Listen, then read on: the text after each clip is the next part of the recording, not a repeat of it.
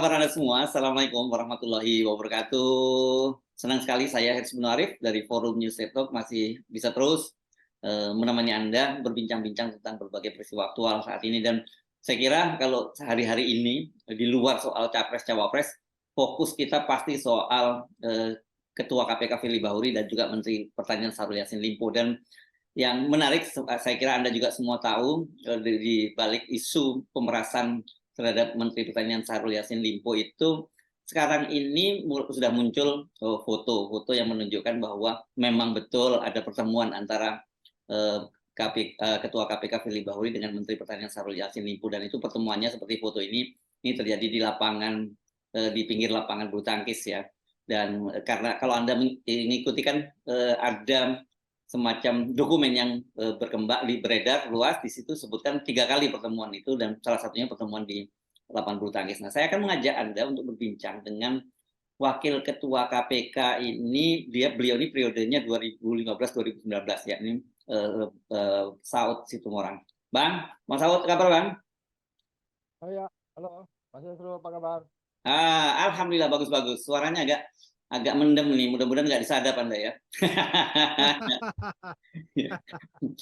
Ya kalau orang KPK sadap menyadap, paham lah yang soal begitu. Tapi Bang Saud, ini peristiwa ini yang terjadi ini, apakah ini nggak kayak, kalau buat Bang Saud saya membayangkan ini semacam deja vu gitu ya, peristiwa ketika terjadi pada tahun 2019 pada waktu Pak Firly jadi anak buah Anda menjadi Deputi Pencegahan dan Penindakan di KPK.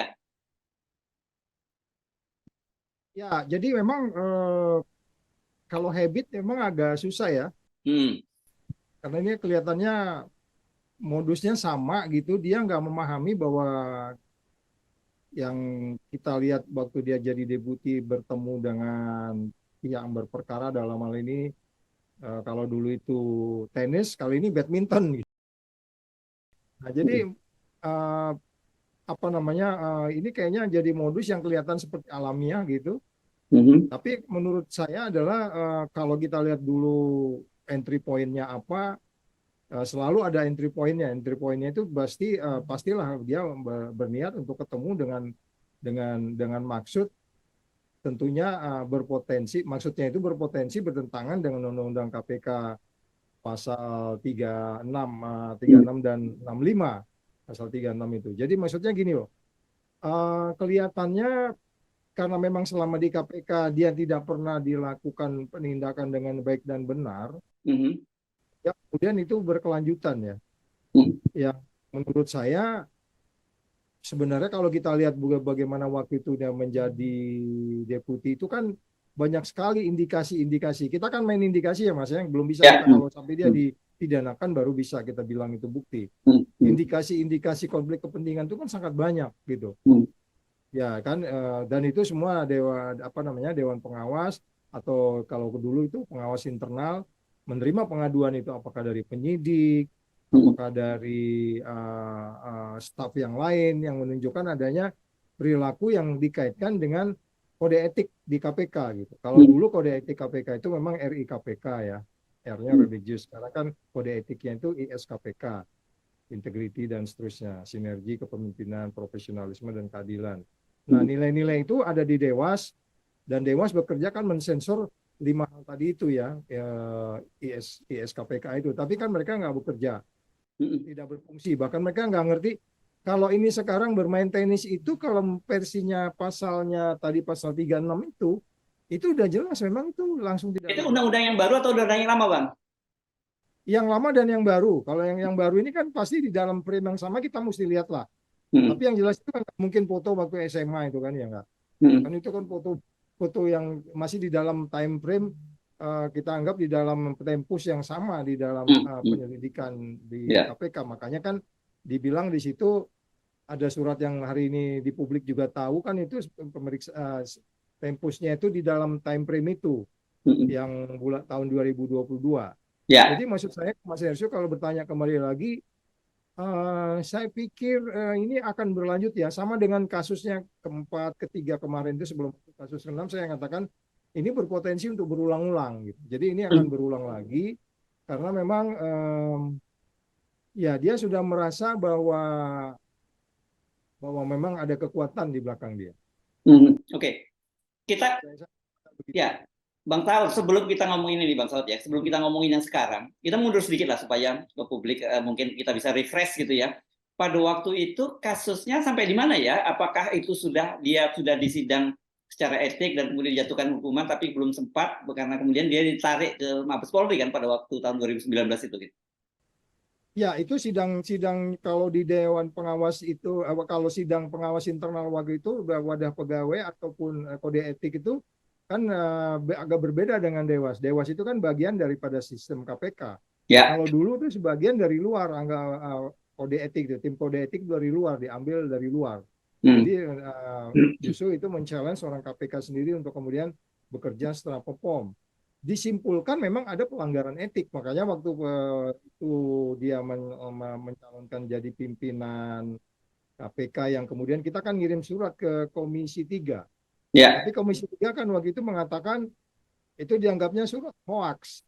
Gimana surat hoax produk dari Komisi Etik kok surat hoax gitu. Jadi nggak ditanggapi. Jadi tanggung jawab kita sudah selesai untuk mengingatkan. Waktu itu ya asumsi kita, anggapan kita, analisis kita dari sejumlah fakta-fakta yang ada dari perilaku yang bersangkutan. Makanya kita kirim surat ke DPR itu memberi warning supaya jangan ada kejadian seperti ini. Nyatanya kan kejadian kan. Ya. Sekali case-nya, lebih dari 6 case yang udah kita lihat ya. Selama dia berada di KPK sejak walaupun sempat keluar, tiba dia dilihat mulai dari helikopter, kemudian kemarin yang di SDM, terus kemudian yang dengan kasus yang dikaitkan dengan Newmont, terus dikaitkan dengan yang ini lagi, terus kemudian pemberhentian 87 pegawai, itu masalah etik semua kan? Memberhentikan orang tanpa alasan yang jelas dengan alasan wawasan kebangsaan. Walaupun itu kolektif kolegial, ya dia yang terkait langsung dengan kebijakan dia sebagai pimpinan nggak bisa lepas begitu aja gitu. Ya. Gitu, Mas. Ya, oke. Kalau pada waktu itu kan tadi Anda menyebut ada pasal pidananya, tapi juga pada waktu itu prosesnya etik. Andainya waktu itu berjalan dengan mulus, katakanlah gitu, dia tidak ditarik, itu apa yang harusnya waktu itu terjadi? Diberi sanksi secara etik dan kemudian juga dibawa ke ranah pidana. Dan siapa yang membawa ke ranah pidana itu? Ya, karena waktu itu memang kan kita masih etik ya, masih etiknya lah gitu. Kita bertindak di instrumen kita di etik ya. Sebenarnya kalau kita bisa bicara pasal 336 dan 65 itu sebenarnya KPK juga bisa. Oh, KPK-nya bisa? Ya bisa, itu kan bisa dong. Bisa kita melakukan dan nggak mesti penegak hukum yang lain. Ini kita bisa berdebat, tapi menurut saya itu bisa. Karena itu kan ada kaitan dengan perilaku korup kan? Ya. Oh ya. Gratifikasi ya? Ya. Jadi makanya ketika itu biar lebih kita masuk ke etiknya dulu. Nah, malah beberapa instansi biasanya boleh pidananya dulu, kemudian etiknya. Tapi lebih aman sebenarnya etiknya dulu, baru kemudian pidana itu terserah pilihan. Ya. Sehingga kemudian kita bisa melakukan penindakan. Tapi kalau Mas Yesur tanya, kenapa nggak dulu langsung dipidanakan? Ya itu kan ada kolektif kolegialnya kita waktu itu pimpinan. Kan pidananya dulu aja gitu. Oke. Nah, tapi pada kasusnya kan waktu itu jadi menarik karena Pak Firly kan kemudian justru ditarik oleh Mabes Polri dan dipromosikan menjadi Kapolda Sumatera Selatan, ya begitu kalau nggak salah ingat saya, dan tidak lama kemudian dia justru malah mengikuti seleksi pimpinan KPK dan kembali ke KPK menjadi pimpinan KPK kan? Ya, itu yang kemudian waktu dia mengajukan diri jadi pimpinan KPK setelah dari Sumatera Selatan itu kita mengirimkan surat hasil dari sidang Komisi Etik ke DPR Komisi 3 supaya itu menjadi pertimbangan. Tapi kan mereka nggak menganggap itu sebuah pertimbangan, malah yang saya bilang tadi itu mereka bilang hoax. Oh, itu konteksnya itu ya, konteks pencalonan Pak Firly sebagai ketua pimpinan KPK itu ya? Ya, begitu waktu itu, Mas. Ya, oke. Nah, sekarang ini kasusnya agak berbeda nih, Bang Saud ya. Ini dilaporkan ke Polda Metro Jaya, begitu. Nah, jadi saya kira ini prosesnya bergulir dari proses pidana langsung. Tapi kita perlu punya catatan juga kan, sebenarnya Pak Firly ini bukan hanya satu kasus ini di Polda Metro Jaya. Sebelumnya ada kasus pembocoran dokumen yang pada waktu itu saya ingat sekali Pak Kapolda Metro Jaya, Pak Karyoto menyatakan bahwa beliau tahu persis ini soal kasus ini gitu. Tapi sampai sekarang kok kita belum dengar juga kelanjutannya gitu. Ya, dan itu kan sudah masuk penyidikan kan? Betul. Ya, kalau Pak Karyoto kita challenge juga kalau memang dihentikan ya dihentikan di SP3. Tapi saya nggak ngerti itu seperti apa saat ini. Cuman kalau kita ngobrol kepada beberapa masyarakat civil society juga sering bertanya kepada saya, ini bagaimana Pak Saud, apa didiemin? Ya tergantung kita, saya bilang ya, kalau kita mau tanggung jawab membersihkan Indonesia, kita harus ingatkan juga Kapolda. Dalam hal ini, sebelum ini kemudian kita menuju kepada situasi yang menjadi lebih buruk. Ini kan terus terakhirnya bola saljunya makin gede kan? Ya. Sampai dia nggak bisa membedakan mana dia harus bebas dari konflik kepentingan atau tidak. Itu yang saya bilang tadi di TV. Salah satu TV tadi itu indikator politisasinya cukup tinggi, diantaranya adalah tidak konsisten gitu. Ya kan? Oke. Tapi saya mungkin sementara ini ingin fokus dulu pada kasus ininya ya, kasus pidana yang Anda sebut tadi ya. Jadi kan kalau dalam kasus yang dilaporkan ini kan disebutkan pemerasan begitu ya. Dan ini masih perlu pembuktian. Tetapi saya kira dengan munculnya foto itu sebenarnya seperti yang Anda sebutkan, kalau gitu tanpa perlu pembuktian dulu soal pemerasan, dengan temu foto dengan orang yang sedang berperkara, itu saja pun itu kan sudah pelanggaran yang pasal berapa tadi? 36 ya? 33? Pasal 36. Iya. 36. Ya. Dilarang, baru pasal 65-nya isinya mengenai hukumannya 5 tahun. Jadi memang betul kan Mas Hersu bilang tadi, kalau kita kaitkan pasal 36 itu Undang-Undang KPK 2000 sebelum undang-undang, tapi itu juga dimasuk di Undang-Undang 19, pasal itu tidak dihapus gitu ya. Itu sudah jelas memang tanpa kita ada pemerasannya ini sebenarnya Dewasnya harus mulai bekerja gitu. Jadi ini yang menurut saya ya lagi-lagi memang kita nggak bisa berharap banyak di Dewas ya, saya pikir. Oke. Nah, kalau tadi itu Undang-Undang KPK tadi kewenangan siapa? Apakah polisi bisa menggunakan pasal itu atau itu internal KPK yang bisa melakukan? Nah, ini kemarin teman-teman kan banyak berdebat apakah ini delik aduan. Kalau saya bilang bukan delik aduan kan. Ya kan? Jadi artinya semua aparat penegak hukum sudah bisa melakukan penindakan. Atau KPK-nya sendiri bisa melakukan penindakan juga. Tapi kan itu nggak mungkin. Setelah Undang-Undang KPK baru kita tahu mereka kayak begitu integriti yang egalitariannya dan seterusnya. Jadi Mas Hersrut bisa itu dipisahkan. Yang penting ini selesaikan dulu bahwa memang ada yang jelas Undang-Undang KPK pasal 36 itu masih berlaku. Ada pimpinan KPK, Anda tidak boleh ketemu di siapapun yang ada kaitan dengan perkara yang ditangani. Dia nggak bicara proses di situ, apakah sedang penyidikan atau enggak. Karena bahasa lengkapnya itu, kalau saya mau baca bahasa lengkapnya itu, pasal 36 itu, saya baca supaya nggak salah gitu ya. Pimpinan Komisi Pemberantasan Korupsi itu dilarang mengadakan hubungan langsung atau tidak langsung dengan tersangka, oke? Tersangka berarti udah penyidikan ya, udah penyidikan. Atau pihak lain, nah tersangka atau pihak lain yang ada hubungannya dengan perkara tindak pidana korupsi yang sedang ditangani Komisi Pemberantasan Korupsi dengan alasan apapun. Jadi sedang umpamanya ada korupsi di mana tuh tadi di pertanian ditangani, tiba-tiba dia bertemu, jadi masuk di pasal ini kan. Jadi nggak perlu menunggu statusnya Pak Syahrul Yassin Limpo itu jadi tersangka dulu, itu sudah pelanggaran, sudah bisa kena pasal itu gitu ya? Iya, karena di dalam pasal 65-nya dijelaskan, di pasal 65-nya kalau saya mau baca di pasal 65-nya di sini dijelaskan ya mengenai sanksinya itu disebutkan bahwa dari pasal 65-nya itu disebutkan begini. Pasal 65-nya, setiap anggota Komisi Pemberantasan Korupsi yang melanggar ketentuan sebagaimana dimaksud pasal 36 yang tadi kita sebutkan di atas, dipidana penjara paling lama 5 tahun. Nah, kemudian kita sekarang bagaimana memprosesnya? Ya, KUHAP sudah mengaturnya kan. Bagaimana mungkin akan penyelidikan dulu. Kalau kita mau mempidanakan orang kan begitu, penyelidikan dulu. Dan yang aparat penegak hukum tentunya aparat penegak hukumnya siapa? Ya 3, bisa kejaksaan karena isunya korupsi, bisa KPK sendiri, dan bisa kepolisian. Jadi sebenarnya deliknya kalau saya bilang nggak mesti aduan, sudah ambil proaktif aktif saja untuk melakukannya. Jadi nggak nunggu seperti Mas Hersu bilang tadi, nggak harus menunggu apa yang kita sebut kasus yang ditangani itu diberesin dulu gitu loh. Ini sama-sama kasus korupsi kan ada adegiumnya, korupsi itu harus diutamakan. Nah, ini dua-dua kan kasusnya korupsi, jadi dia harus paralel gitu loh.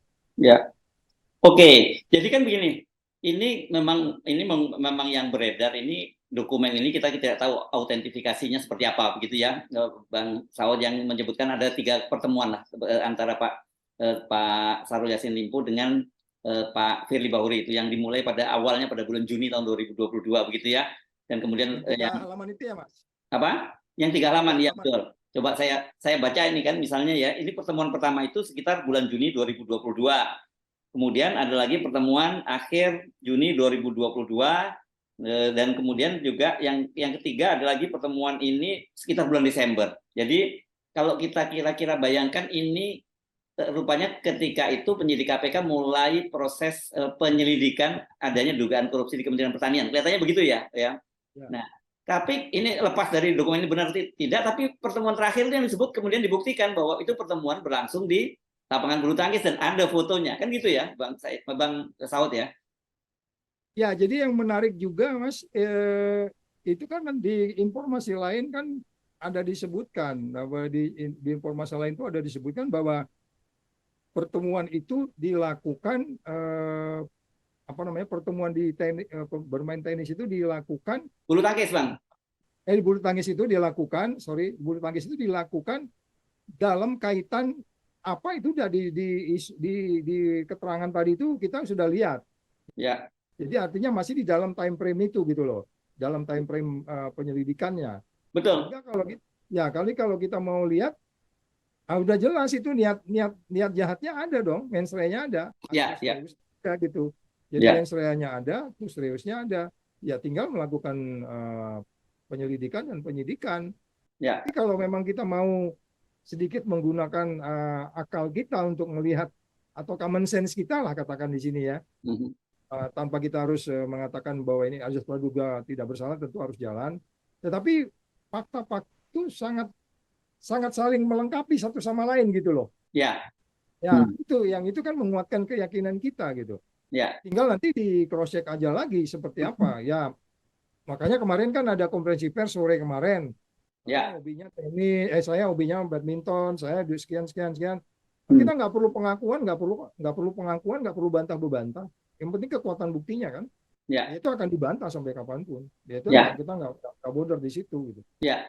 Makanya itu, saya kira tadi yang soal pengaduan soal pemerasan itu, ya itu wilayah polisi. Biarkan Polda, Diskrimsus, Direktorat Reserse Kriminal Khusus di Polda yang bekerja, begitu ya. Tapi saya kira kapasitas Anda juga karena sebagai mantan orang KPK, sebagai wakil ketua KPK, itu dalam ranah yang etik tadi, karena jelas di situ bahwa dia bertemu dengan Syahrul Yassin Limpo yang sekarang itu sedang berperkara dengan Kementerian Pertanian, dan kita tahu kan itu dia pertama kali dipanggil KPK pada waktu itu tanggal 19 Juni dia datangnya ya, 19 Juni 2022, dan laporan ini kemudian terjadi laporan ke Polda itu tanggal 12 Agustus. Jadi kira-kira beginilah mungkin ini kalau kita bisa simpulkan sementara ini ya.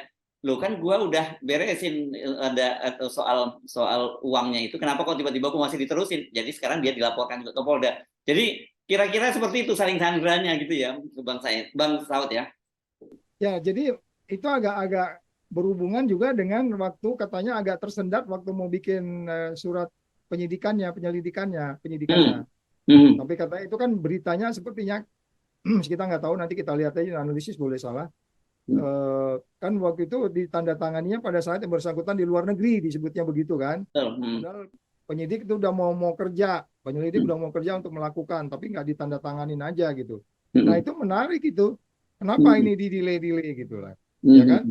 Walaupun akhirnya kalau kita bicara penandatangan apa itu biasanya pimpinan lain setuju, selain setuju siapa aja tanda tangan boleh gitu. Tapi ada isu, ada berita muncul ke permukaan, sempat tersendat, padahal dia mau diminta untuk segera menyetujui gitu. Sehingga kemudian kan itu orang menganalisis, ya wajar dong kita punya akal, kita menganalisis, kita nggak nuduh kan. Ada kaitan-kaitan gitu di sekuensi itu. Oh ini makanya ini menarik kalau kita mau lihat kenapa setelah tanggal sekian ketemu yang harusnya sudah expose-nya kapan, kita kan harus detail nih tadi mencari. Makanya saya minta Dewas harus mendalami. Nanti di sequence itu akan kelihatan kapan penyelidikan mulai, kapan pengaduan masyarakatnya, terus kapan expose pertama, siapa ngomong apa di expose, terus kemudian setuju tidak, terus kemudian setelah itu kapan dilakukan kemarin penggeledahan. Kenapa penggeledahan tidak diceritakan dulu? Karena kalau yang penggeledahan kan by name by address itu orang udah jelas. Tapi kenapa itu nggak dilakukan gitu sampai hari ini nggak? Makin ruwet lagi ketika Pak Mahfud bilang udah tersangka. Jadi sangat noisy gitu loh, Mas. Ya, oke. Tapi kalau itu semacam apa sih namanya? Itu berita acaranya ya gitu ya. Di mana di KPK itu semua jelas ya sebenarnya tahapan-tahapan itu ya. Oh iya Mas, itu semua tercatat. Malah kita nanti akan, itu kan tujuannya untuk transparansinya. Itu yang namanya akuntabelnya itu kan di situ. Itu yang namanya, yang disebutnya sebagai transparan itu kan di situ juga. Kita kan nanti akan menjelaskan ke publik siapa orangnya dan seterusnya. Ya kalau kita menyebut orang kan harus jelas. Jadi sekali lagi, bagaimana prosesnya mulai dari surat itu masuk itu semua terdokumentasi dengan baik. Kalau memang bahkan ada rekaman biasanya ya kalau expose gitu ya. Itu expose itu juga ada rekaman siapa ngomong apa. Kalau nggak ada mungkin saya nggak tahu di sana udah berubah situasinya.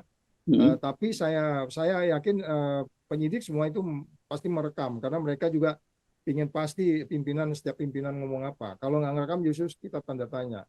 Jadi itu semua terdokumentasi yang kalau memang Dewas mau lihat sampai nanti ketemu ada konflik of interest atau katakanlah ini kalau kita bicara lebih spesifik ke pasal 36 dan 65-nya kali ini saya pikir lebih sederhana lagi gitu. Kalau kita mau memanggil juga supir, baik supir pribadi, ajudan, terus koordinator sekretaris pimpinan, Korsepim itu kan menjadwalkan semua pimpinan ketemu siapa dan kapan. Kalau ada ketemuan nggak koordinasi dengan Korsespim, ketemu high level loh, itu menteri ketemu menteri itu mau dimanapun dia harus lapor, itu berisiko untuk kalau tidak dilakukan gitu. Oke. Bang Saud ini kan kalau kemarin kemarin malam Pak Firly 2 malam yang lalu Pak Firly itu sudah membantah ya bahwa dia tidak pernah bertemu, dia tidak pernah juga menerima suap yang disebut dia malah $1 miliar begitu ya. Tapi foto ini kan menunjukkan fakta yang membantah keterangan itu setidaknya begitu ya. Meskipun kita tetap menemukan asumsi praduga tak bersalah, tapi yang kita sebut tadi dari sisi etik itu udah salah begitu. Tapi gini, pertanyaan kalau soal suap itu ya, apakah mungkin kemudian kalau sudah ketemu Pak Syahrul Yassin Limpo, terus kemudian dia seperti dokumen itu disebutkan sudah 3 kali diberi uang sebanyak 3 miliar, tapi kemudian diberikan dalam bentuk dolar Singapura, kemudian kok kasusnya tetap lanjut gitu loh. Bisa jadi dari sisi Pak Firly bilang, kalau saya terima duit kan nggak mungkin dong kasusnya bisa berlanjut itu. Kira-kira dari Anda gimana memahami ini? Ini menarik. Analisis boleh salah loh ya, nggak dulu. Ya, kalau analisis saya sih modus ya, itu namanya modus ya. Modus seperti itu kan di mana-mana bisa saja terjadi. Tanpa kita harus menuduh, tapi kalau kita menganalisis boleh-boleh saja. Dari urutan-urutan itu nanti kan akan kelihatan. Makanya yang paling enak nih bila perlu digambar tuh day by day-nya nih. Ketahuan urutannya itu dulu kita gambar. Tapi kalau lihat dari kemarin itu disebutkan bahwa saya hobinya bulu tangkis. Di situ kan nggak dijelaskan dia ketemu siapa. Cuman ada menjelaskan saya main bulu tangkis. Nggak disebutkan kan dia ketemu siapa di situ kan. Kalau expose itu kan nggak disebut. Orang menyebut, saya ditanya bermain bulu tangkis, tapi dia nggak menyebut. Oh ya, saya memang bertemu cuman dia di sana, nggak ada kan kata-kata itu di expose itu. Nah, berarti kan ada yang, makanya saya bilang tadi nggak perlu pengakuan, nggak perlu bantah-membantah, nanti kekuatan buktinya. Oke, bisa saja juga ini foto di rekayasa, nanti kita lihat. Kalau makanya kita jangan sekarang juga kita bicara hari ini juga kan nggak nuduh, tapi kita mengumpulkan informasi gitu. Bisa aja foto itu direkayasa gitu. Oh iya, betul. Ya, bisa aja foto direkayasa, kita nggak nuduh juga kan. Sehingga kemarin kan teman-teman ini malah ada yang iseng-iseng malah pergi ke sono sekarang moto pintunya. Kok pintunya nih mirip kok, dia bilang begitu. Ada orang yang sudah mulai sampai detail-detail kayak gitu sekarang. Oke, sekarang gini, ini klasternya Pak Firly ya. Saya kira clear ya klaster Pak Firly. Satu soal suap itu, soal pemerasan itu ranahnya Polda Metro Jaya, begitu ya. itu selesai, biar kita tunggu Polda Metro Jaya. Soal etik, saya kira itu harusnya udah bisa bergerak gitu dengan ada foto tadi, dan seperti Anda katakan bisa jadi dicek dulu fotonya itu foto asli atau tidak. Tetapi kalau fotonya itu memang asli, ya berarti sudah terjadi pelanggaran gitu ya. Jadi ya artinya undang-undang KPK nomor pasal 36 itu sudah bisa diterapkan pada Firly begitu ya. Itu oke, kasusnya sampai saya kira kita batasi dulu sini ya Bang Saud. Nah, sekarang klasternya Pak Syahrul Yassin Limpo kaitannya dengan KPK juga. Ini kan jadi ribet juga dengan kasus ini, mau nggak mau publik itu kemudian posisi KPK kan jadi tidak kredibel lagi, dan kemudian orang mengkait-kaitkan ini soal kasusnya, wah ini kasusnya politis kan begitu.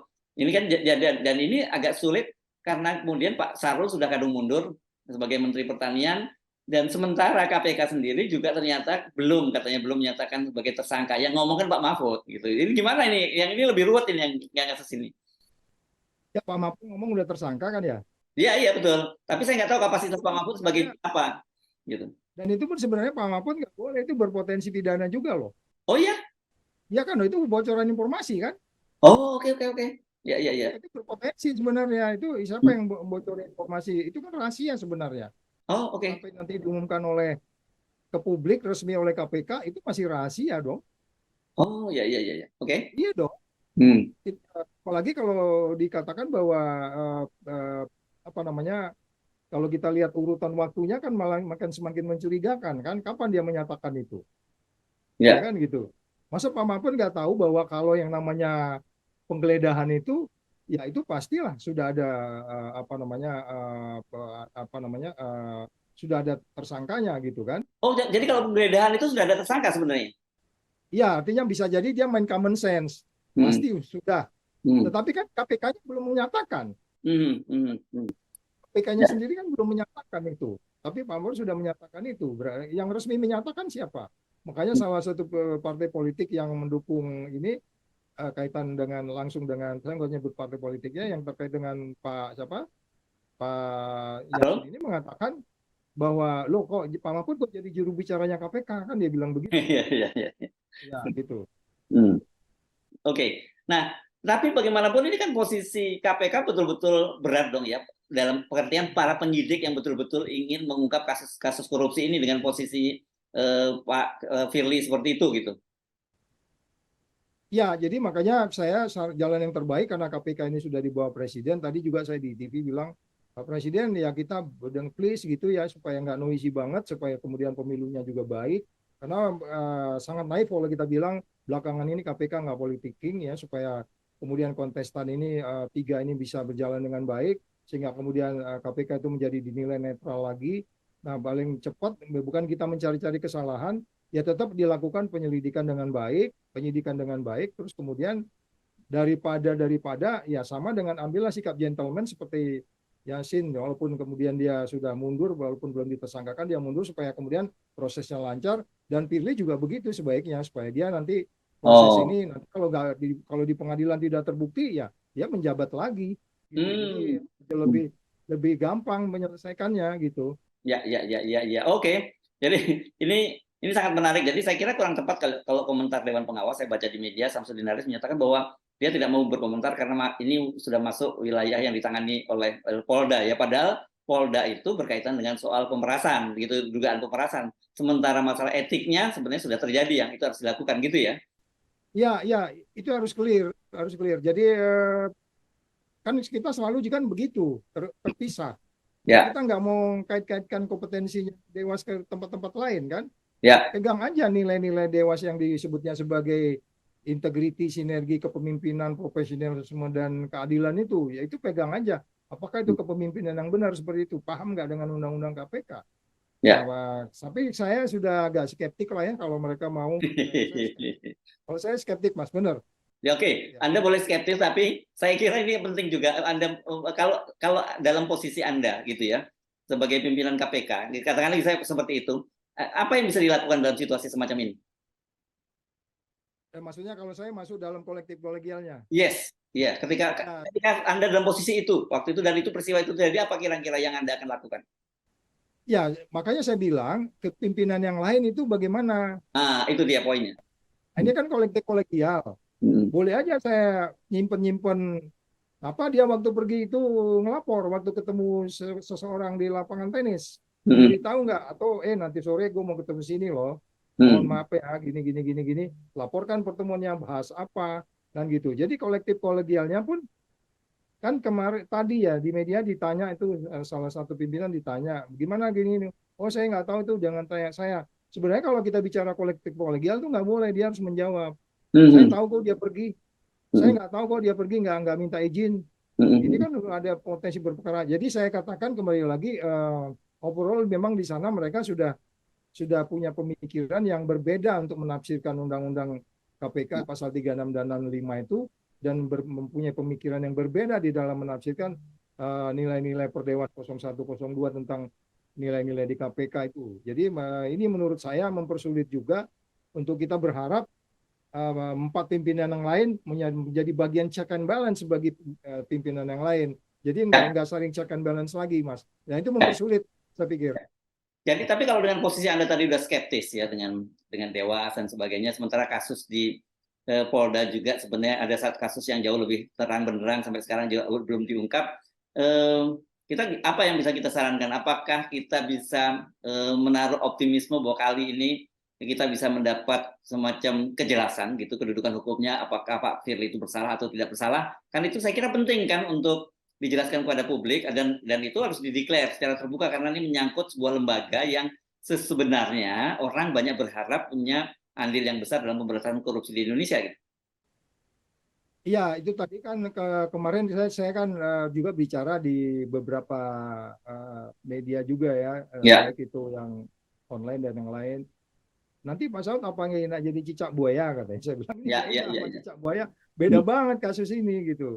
Jadi maksudnya kalau memang kita mau, kalau kita memang mau ya masih beranggapan bahwa korupsi menjadi sekarang ini menjadi ya jelas pertumbuhannya menjadi korupsi itu makin tinggi gitu, ya dong kan yang persepsi korupsinya jatuh. Jadi maksud saya kalau memang kita mau melihat ini lebih jernih, kita berharap di Polri, kita berharap Presiden ya, with all due respect, dengan segala hormat gitu ya, untuk kemudian mari kita coba deh sekali lagi untuk menegakkan ini, karena ini masa depannya Indonesia yang kemudian kita harapkan ada legasi baik yang ditinggalkan gitu ya. Oke, saya sampai apapun nggak bisa terima undang-undang KPK itu. Tapi itu pun kalau dijalanin, saya bacain gitu satu-satu yang undang-undang 19 yang saya nggak suka itu. Ternyata kalau dijalanin benar juga bisa benar juga, Mas Erso, di situ. Ya, Dewasnya aja ya, itu Dewasnya baca deh. Itu bagus Mas isinya, tapi kan dia nggak jalanin gitu loh. Itu saya bilang, bahkan dia nggak bisa menafsirkan Perdewas yang dia bikin sendiri gitu loh. Bahwa di dalam satu Dewas itu kan mereka bagaimana nilai integritas. Berintegritas nggak kayak gini? Kan gitu. Waktu kita pecat Karyoto umpamanya atau memimpin Karyoto, itu sinergi nggak dengan Polri? Nggak sinergi itu. Ya kan? Begitukah kepemimpinan yang profesional? Enggak profesional dalam pemberantasan korupsi. Kalau profesional dalam pemberantasan korupsi itu kan syaratnya pertama itu disebut ada harus transparan, bisa dipertanggungjawabkan, akuntabel, terus kemudian bebas dari konflik kepentingan. Apakah ketemu seseorang di lapangan tenis itu ada potensi konflik kepentingan? Lapangan bulu tangkis, Bang. Kantor sekalian gitu, ya kan? Nah, jadi makanya saya kembali lagi, ini pemberantasan korupsi udah bablas kemana-mana, Mas. Saya nggak ngerti lah kita harus gimana lagi. Beberapa civil society tadi udah mulai ngomong, kita mau bikin apa ini, mau diem aja atau gimana. Saya juga belum ngasih saran gimana, apakah duduk lagi rame-rame senior kumpul lagi gitu ya kan. Paling-paling nanti ya rame ditulisin media, besok lupa lagi gitu. Pas gue berdiri di situ, gue bilang nggak ada follow up-nya, ya kan. Bilang orang Saud kurang kerjaan tuh katanya, masuklah itu meme-meme segala macam tuh, Saud pensiun bodoh lo katanya gitu. Oke, Bang Saud Situmorang, Wakil Ketua KPK periode 2015-2019 ya. Yes. Ya, sampai ketemu lagi. Assalamualaikum warahmatullahi wabarakatuh. Waalaikumsalam warahmatullahi wabarakatuh.